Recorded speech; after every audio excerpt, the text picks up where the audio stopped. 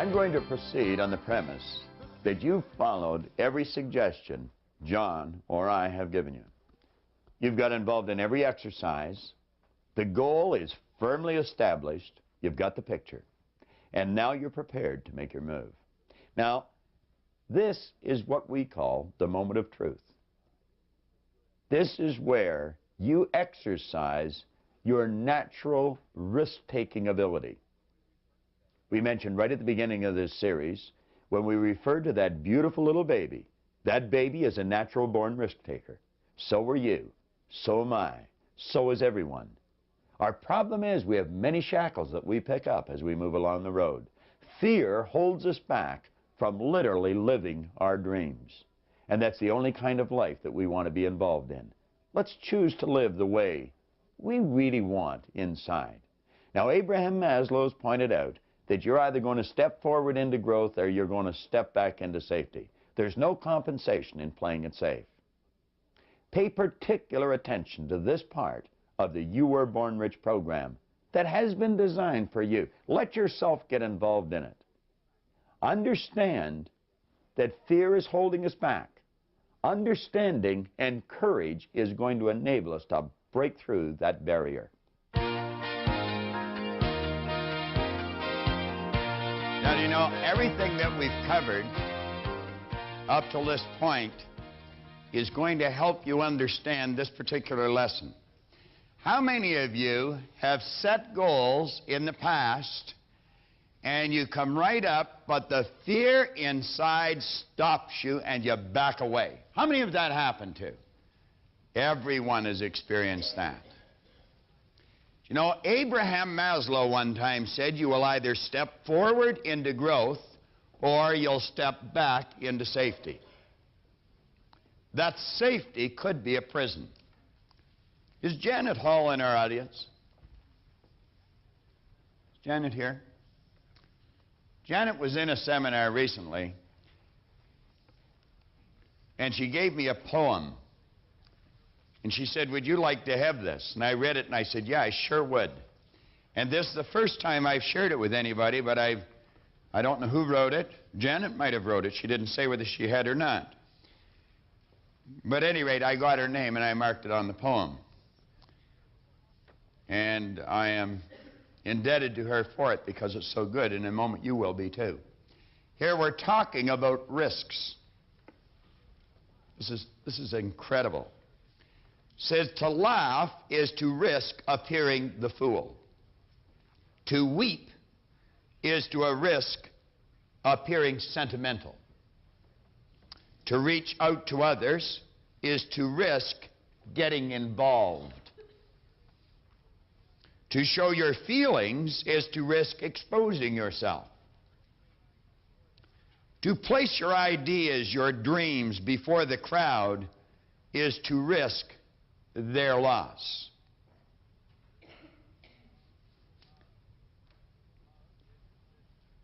To love is to risk not being loved in return. To hope is to risk pain. To try is to risk failure. But risk must be taken. It absolutely must be taken, because the greatest hazard in life is to risk nothing. The person who risks nothing does nothing and has nothing. You may avoid suffering and sorrow,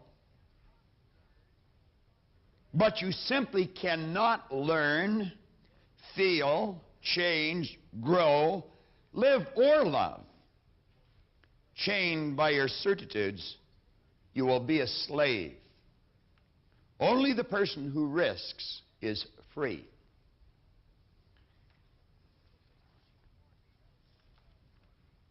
That'll take on even more meaning as I get into this lesson. I have here a letter, a newsletter, that come from a very dear friend of mine. He's a minister in Atlanta, Jay Dishman. And I used to go and listen to Jay every weekend because I liked his ideas. I liked his way of communicating his ideas. He put them in terms that you could take them and you could use them. He said, recently I visited Alcatraz prison. Once it housed the most hardened of criminals. Today it's open for tours under the direction of the United States Parks Department. Many men have tried to escape Alcatraz, but no one is known to have succeeded. As I listened to the tour guide explain the impossibility of escape, I thought of other prisons equally as confining as Alcatraz, but where the doors are never locked, no guards walk the walls, escape is encouraged and, in fact, possible. And he said that prison is habit.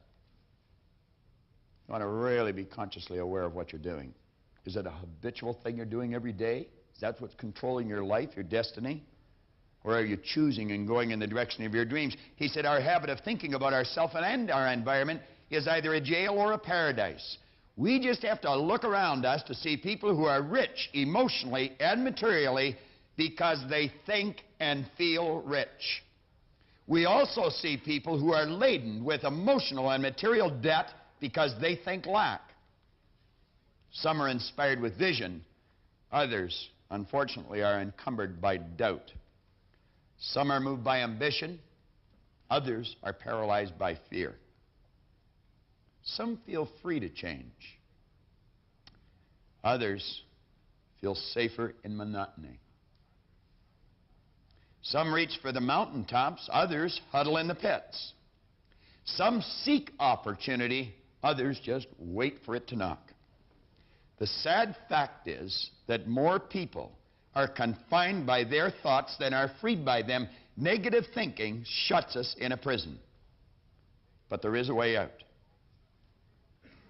Jay goes on to say, the Apostle Paul said, be transformed by the renewal of your mind. Paul knew a lot about prisons, both physical and mental. He emphasized the mental prison by knowing we get exactly what we set ourselves up to experience. And that's exactly what John was talking about a moment ago. Now, before I get into the real important part of this letter, or of this particular lesson, I want to go back and touch on something that we covered a moment ago, but I didn't go into it too deeply. Now, let's stop and think. Here's your mind.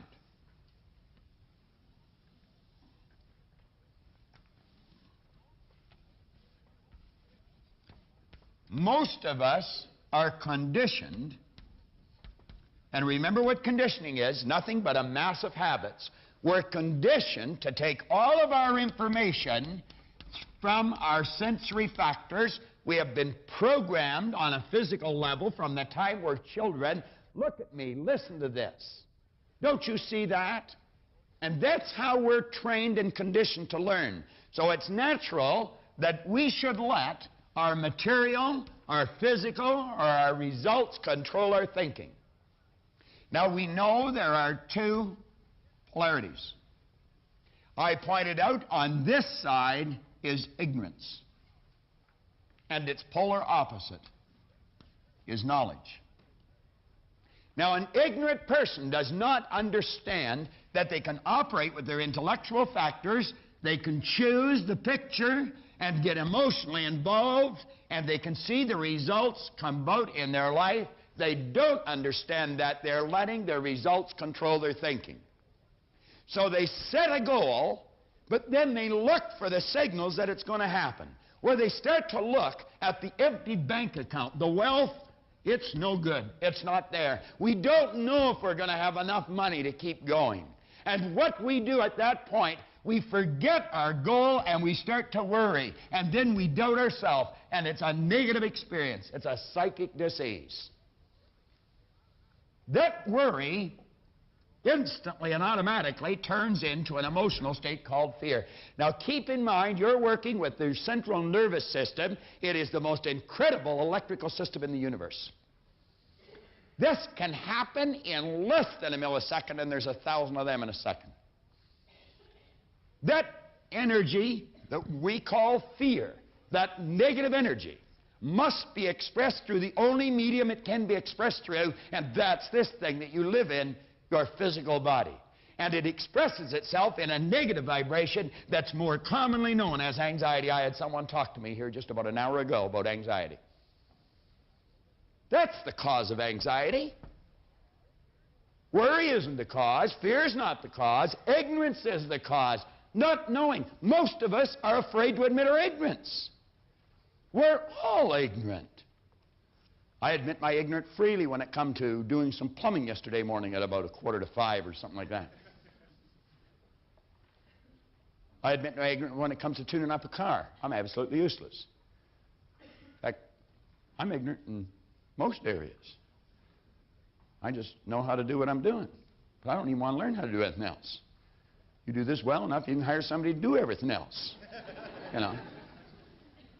Develop your strengths, manage your weaknesses. How do we eliminate ignorance? It's very basic and very simple. We study.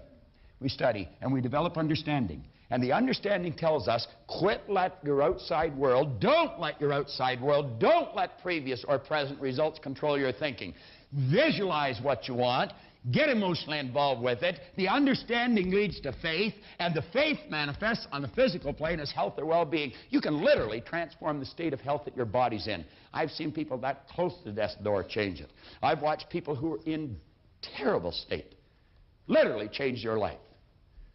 I keep telling people how much I've changed, and I know that some of you, if you just hear for the first time, you never knew me before, you'd say, wow, he's saying that's good copy for the seminar. Had you go talk to my mother. I got to the point where she was the only one that had even any hope that I'd ever wake up. I was like the principal that had 2 good reasons to go to school at 40. I mean, I was 26 and I still didn't know. John was exactly the same. Just an absolute mess. Beautiful person, but he didn't know it. I was, but I didn't know it. I want to take just a moment to introduce John's parents, because they're here today. They're sitting right over here. They're very good friends of mine. Why don't you stand up for a minute, Mr. and Miss Canary? Let's give them a real good hand, all right?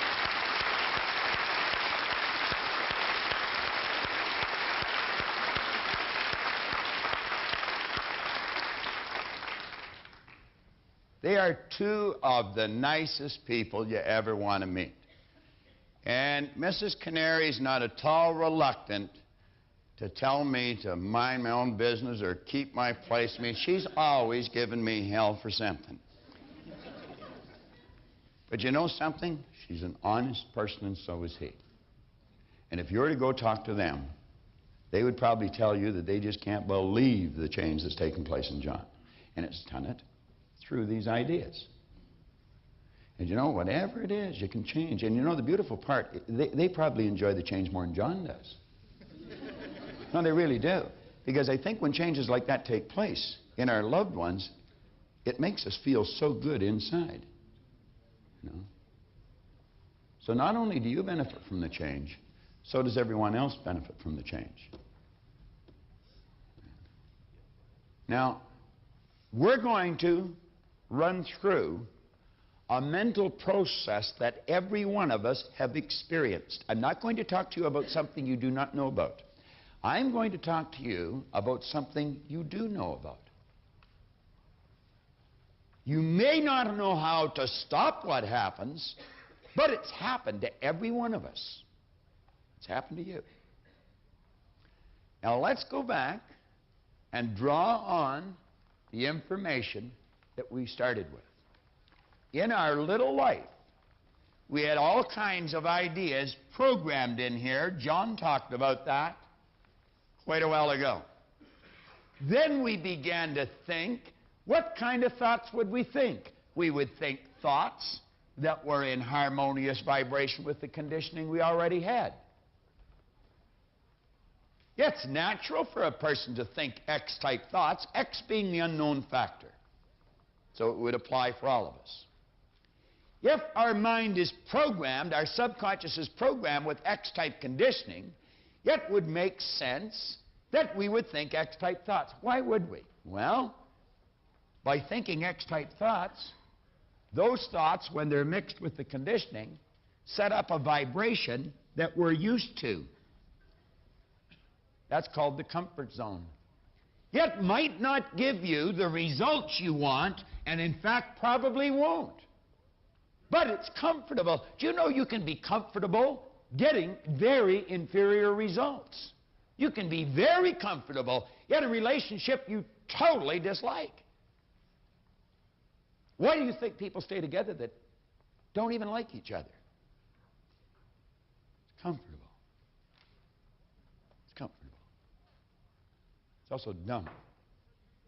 Yeah. Why do you think a person stays on a job they don't like? It's comfortable. They're used to it. There's no risk. They know how to do it. Going after the bigger job might be scary. Keep thinking. Now, let's bring this ahead. We said this was bondage. It's prison. Now, this is what we call reason. Remember what we said here? We have sensory factors. You can see, hear, smell, taste, touch. Here we've got the person with the X-type conditioning, X-type vibration, that produces X-type behavior, that produces X-type results. Let's say the X-type results represent $18,000 a year income. That's about where it was, isn't it, Al? Now remember, we also said we have the ability to choose thinking this way or this way. We can think of how we can get what we want, or we can spend time thinking of why we can't. We also said as long as an idea was just here in our conscious mind, it would have absolutely no effect on how we felt or anything we did, because it's right here in our consciousness. Now, this is also called the educated mind or the intellectual mind. This is the part that reasons, that thinks. Now, do you know you could put a Y-type idea in there, Y being much better than the old conditioning. See, this conditioning represents an $18,000 income. I'm going to use money because everyone can relate to it. Now, I'm going to ask Al, because we talked about Al here a little earlier. Al walked over at the break, and Al gave me a sheet of paper. Now, I haven't asked Al if he'd talk about this, because I want this to be spontaneous, and I also want it to verify something that I'm almost certain of. In fact, I'll be shocked if I don't get the answers that I'm expecting. I really will. Because I know so much about how the mind operates in the human personality.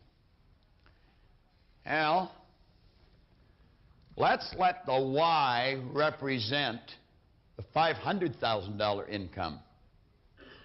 And the X-type conditioning represents the $18,000 income. Now, Al, this conditioning caused you to do what you were doing to give you that income. All right?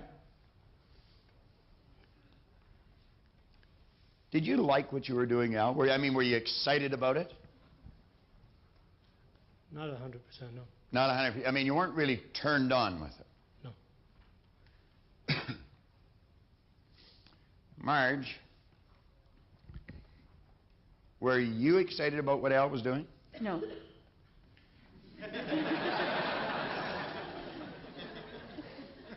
Al had an escort service.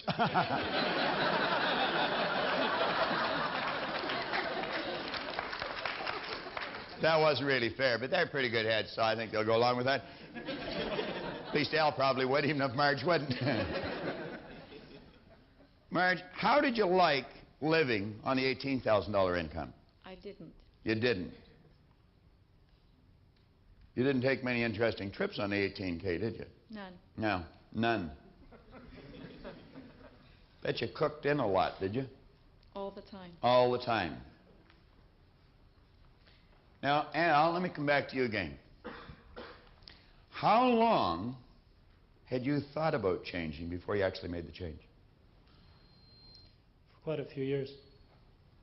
I was right. A few. I was right. Even righter than I expected. Quite a few years. I never thought it'd be quite a few years, but at any rate, it was quite a few years. Did you think of doing what you're doing now? It did cross my mind, but I couldn't get myself up to Couldn't get yourself up to do it, could you? to doing it. You got a Exactly. brother that had been doing well for quite a few years, doing what you're doing now, haven't you? Mhm. That's right. And what it was, I believe, was fear that was holding me back from going out. That's exactly what it was, and that's what we're going to talk about here. Now, you see, the strange part about this is, the guy that I was praising for being the great manager is his brother.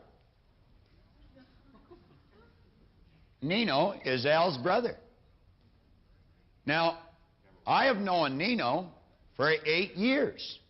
Nino was in the first seminar I did when we moved from Atlanta to Toronto. And it was an odd situation. It was his birthday, and his wife made him go. And he's told me on many occasions that he's not sorry he went. Wouldn't be very nice of him to tell me anything else at this point, would it? All right. Now, I know what Nino's done. Nino is a risk taker, no question about it. You both have the same mother and father, Al? You both do. Absolutely. So you see, we often say a baby is a born risk taker. Here's two people from the same parents. One's out there taking the risk, making the dough, doing the big deals. The other's doing something they're not really excited about on $18,000 a year. Wife has to cook in all the time, doesn't go out. Didn't like what he was doing, wasn't excited about it. He's thinking about doing what his brother's doing for years, but he doesn't do it. Is that uncommon? That is not uncommon at all. Not uncommon at all. You've probably experienced that in your family. I see it happening every day. Now, if we could keep focusing on this, the Y-type idea represents what you're doing now. And every time you thought about it, you probably thought about the compensation that it would give you. Is that correct? Exactly. You never dreamed it would be $500,000 a year, though. Never did, no. Never. Have you any idea how many years it would take you to earn $500,000 at 18K? Several. And your hair wouldn't be black and curly, my friend. It would be long and gray. Now, if you had any left. But you see, it's generally much better than you ever even think it will be. Now, I want you to keep thinking about Al's situation. Al is a real estate agent. And we've already found out that there's only 13 out of 20,000 that are doing a job that may be a little superior to his. So you could say Al is one of the best in the world at what he does. But he had to think about doing it for years. Now, when he was thinking about it, he probably thought about the nice cars, the nice trips. And I was looking at Marge. I was just about blinded by the ring on her finger. I mean, I don't think you got that on 18K. You'd had a couple of years' wages for low in there. Now, let's come back again and focus here. Here's Al, X-type energy, X-type vibration, X-type behavior, X-type results, and he gets to the point where he's thinking, I think I'm going to do that, but before you can act on a Y-type idea, it must go through that part of your personality. You'll never act on an idea without passing it through here. It is the power that doeth the work. Remember that? John brought that out in the last lesson. And every time he went to impress that idea, the Y-type idea on the X-type energy, you know what that did? That instantly and automatically affected his entire nervous system. It set up a chaotic vibration. We'll call it a foreign vibration. It's an X-Y-type vibration, mental conflicts, and instantly and automatically doubt, fear, and anxiety just zoomed through his system. And it happened so fast, he didn't even know what was happening. When that feeling took over, he did not know how to control it, so he did what Maslow said. He stepped back into safety. Then he started to reason with it. Who needs the big cars anyway? Damn things just cost too much money. What's Marge need that big ring for? A little band of gold is all she ever really needed. Those prices in those ritzy restaurants are ridiculous anyway. Lights go down, the price goes up.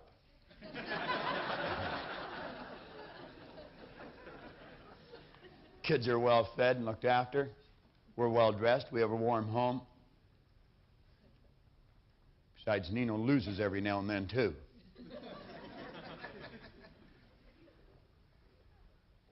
I don't really need it. You've got to justify staying here some way. So you do something called rationalizing. That's rationing lies to your mind. Could Al break through this terror barrier? Not only could, but he did. But he did. Here's the X-type energy. Here's the Y-type idea. And he started to get emotionally involved. Did he create doubt, fear, anxiety? Yeah, he sure did. But I'm going to tell you what's different. He started to do it with understanding. Understanding. You know what that led to? That led to freedom. Now, I want you to watch here for a moment. What did Al say? He said just after he made the change, he came to the seminar.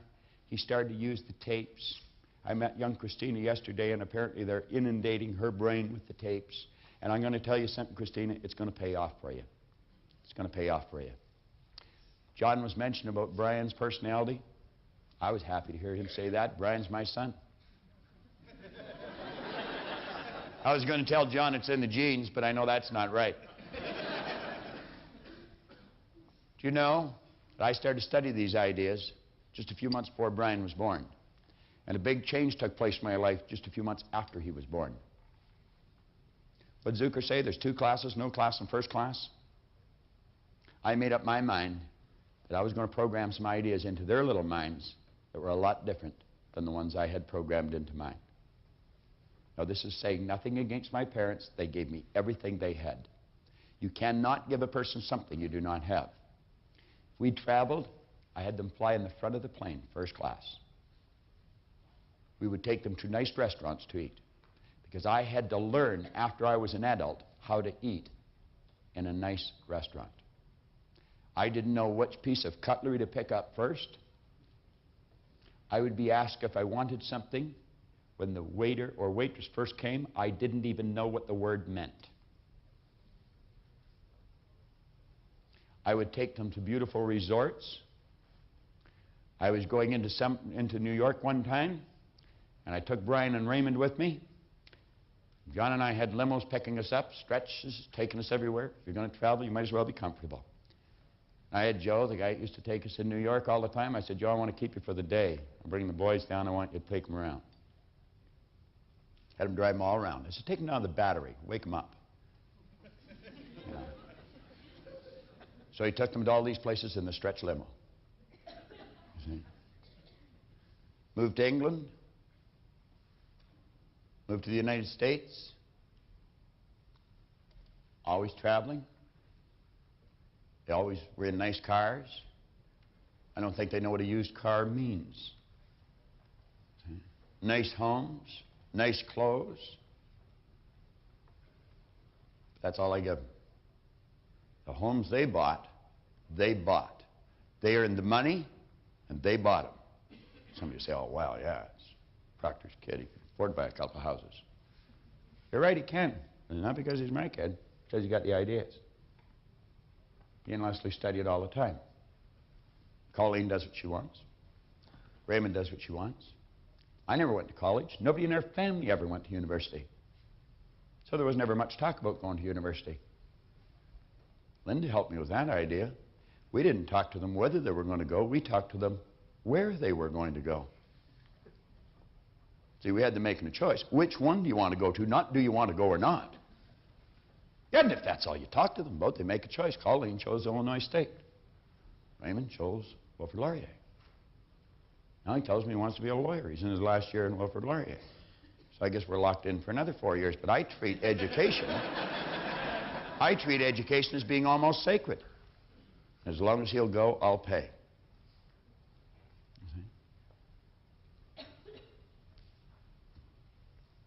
Al didn't have the benefit of that kind of teaching, and neither did I. Do you know what he did? He did the same thing I did. He came to seminar and he got involved with those tapes. And he listened to them over and over and over again. And if you're watching this videotape, don't think just because you hear what I'm saying and you can repeat a bit of it that you know it. You want to watch it over and over and over again. You got one of the most magnificent tools in your hand that you'll ever get your hands on. Now I want this to represent X-type conditioning in your life. Let it represent X-type conditioning. Let this represent the Y-type idea. Now watch. You're watching with your eyes.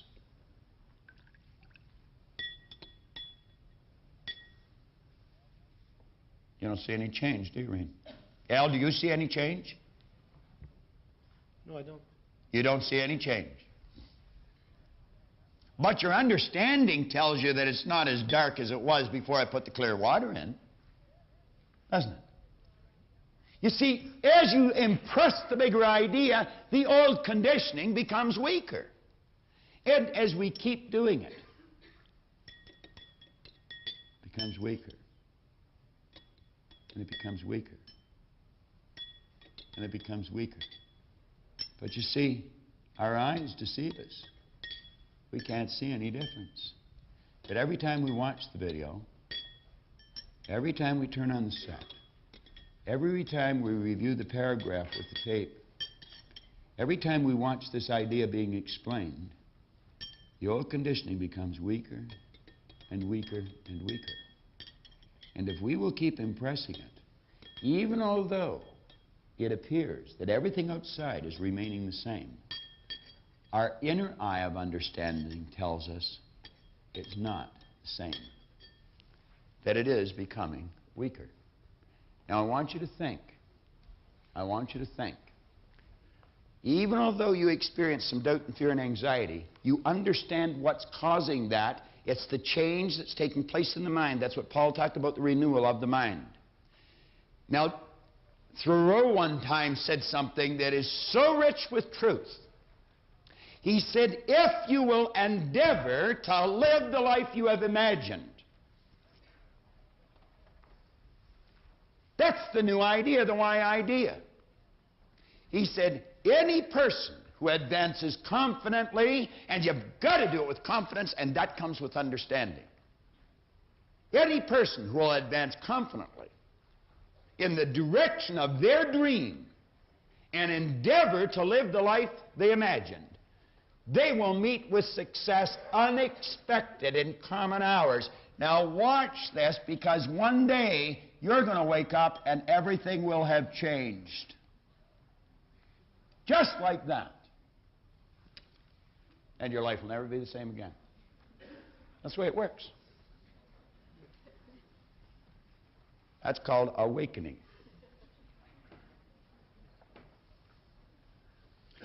And that's what life looks like now, isn't it, Al? Absolutely. How did John start out? Talking about Lee. He said, I couldn't give you what I've got because you got too much of what you got. But if you work with it just a little bit at a time, I guarantee you'll bust through that terror barrier that we have written there on page 49, and you will experience the freedom that, I might add, you were born into. Have you ever wondered why you're attracted to the baby? It doesn't matter the race, the religion, the creed, the culture. None of those things matter. If a mother or father standing in front of you in the shopping line, you've got the strongest urge to reach out and touch that baby. Sometimes you'll want to hold it and just kiss it. You will. Sometimes you cannot contain yourself, even though you don't know the people. You'll look hesitantly at the parent just so you can touch the little baby's hand and let it hold your little finger. Why do you think that is? Why do you think there's such a strong magnetic pull?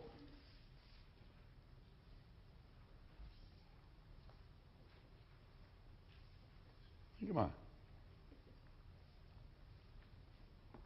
There was Kipling said that, I love those little people, and it is no small thing when they who are so fresh from God love me. You see, we are created in a magnificent vibration, in an absolutely magnificent vibration. Born risk takers. Free. That conditioning takes place after birth. You can change it. It takes guts. It takes goals. Now, do you know something? You're sitting there watching this, and you're thinking, by God, I'm going to change something. I had a man telling me this here today at one of the breaks. He says, I'm getting so excited I can hardly contain myself. He said, I just feel so happy. I said, you want to know something? You keep watching this, and you keep watching this, and you'll get happier and happier, and you're going to get to the point where you think, oh, I couldn't get any happier, and then you'll get happier.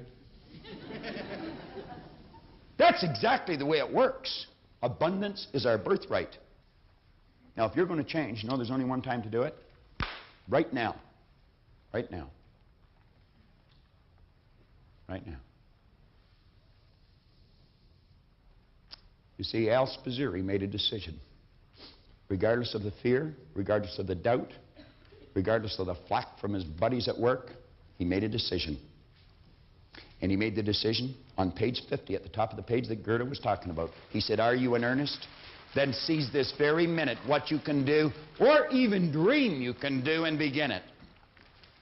Boldness has genius, power, and magic in it. Only engage, and the mind will grow heated. Begin, and the work will be completed. Emerson said, do the thing, and you'll get the energy to do the thing.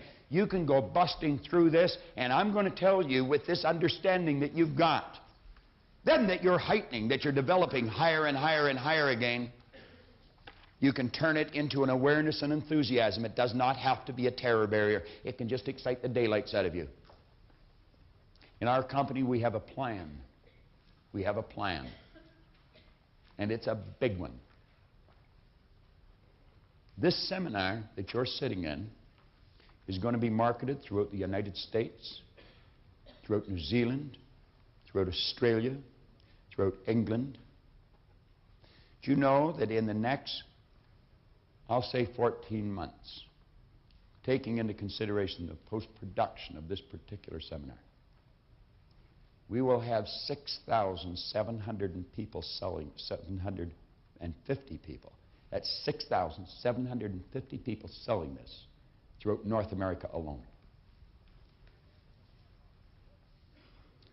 We have added approximately 70 people in Canada since March. Good people, really good people. That's our idea. Does it scare us? Yeah, sometimes. Do we doubt? Yeah, sometimes. Do we experience some anxiety? Yep, sometimes. Some more than others. But that wouldn't stop us, because we understand. If we advance confidently in the direction of our dreams and endeavor to live the life we've imagined, we're going to meet success unexpected in common hours. Now, you've got to make a commitment. We made a commitment. It's not an accident we attracted all these people. It's not an accident we're doing what we're doing. It's not an accident this program is going to be in millions of hands very, very shortly.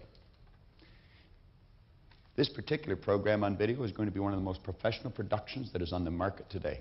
The seminar already is. There's nothing that will equal this seminar, not in the market today. We've had doctors, we've had lawyers, psychiatrists, some of the most senior executives in some of the largest companies in the world tell us there's nothing will equal this. And I know why. I know why. Because we're giving an understanding to a person of who they really are. We're not just giving them some technique that's intellectual or physical or academic. Power's within you. You've got to write out your commitment. A commitment is a directive to yourself. It's a directive to yourself. I remember one time reading somewhere that the mark of a superior performer is a person that can give themselves a command and then follow it. That's what's on that page. Now, on page 51, we say, remember, it makes no difference whether your goal is starting a new business, buying a new automobile, a position at work, setting a sales record, or earning an honors mark in school. Whatever it may be, you must step out boldly and pursue it. Look at the win that Al Spazzeri is enjoying today, and he is just starting. It's like Hap said to Danak in that letter. This show is only one small step in the direction of greater things you can do, many of which are beyond your wildest dreams. And I would imagine that Al sometimes has to shake his head, and I would imagine Marge does too. Would you agree with that? 100%. 100%.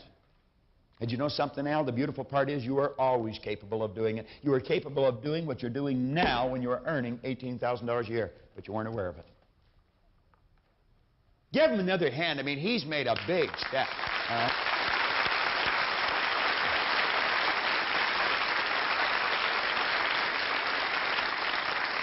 What did we say right at the start of the lesson?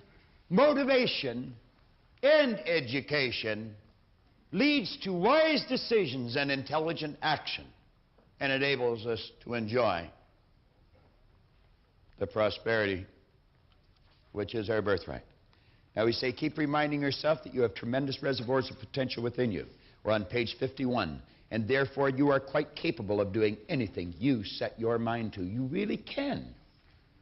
I don't care what the cynics tell you. Quit listening to some of your peers. Want to shoot a better golf game? Quit golfing with your friends. Now, all you must do is figure out how you can do it, not whether you can or not. Just think of how you can. Forget about whether you can or not. You know you can. You just have to find out how. Begin to visualize yourself as a risk taker and then starting telling yourself that you are one. Become fully aware of the good vibrations you get simply by virtue of practicing these simple exercises. Now here we are at the page of top of page 52. I've been quoting William James or James Allen. Through every lesson I think I've given you this quote. Your circumstances may not be congenial, but they will not long remain so if you perceive an ideal and strive to reach it. I still have not figured out how Leslie and Brian even bought that first house. I haven't figured it out. Because if they had any money, they had it well buried. That was before they started to earn anything. Then they started to work with Nino, and the income skyrocketed. So I don't even have to think of how they bought the second one. I'm not quite sure how many they're going to buy. But I know one thing. If you haven't got much, and you want to get a lot in real estate, you sit down and talk to them, they'll tell you. That you're going to make some major exciting moves.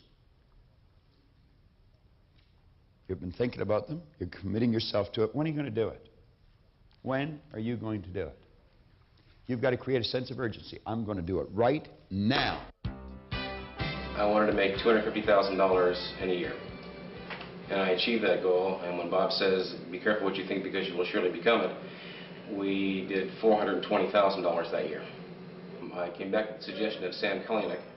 Sam is with the Natal organization, KM in the States.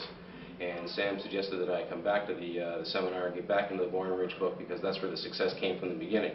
And I'm sure that with the Proctor seminar that I've had here today, that I know that I'm going to reach my new goal of $1.3 million is what I want to make this year. To earn $500,000 in the next 12 months. I came to Bob Proctor's seminar 4 years ago. At that time, I set my goal to make $40,000 a year salary. And after 4 years, I'm making about 3 times that. And I've come back again because I want to make it triple or quadruple. I want honors. I want to graduate with honors.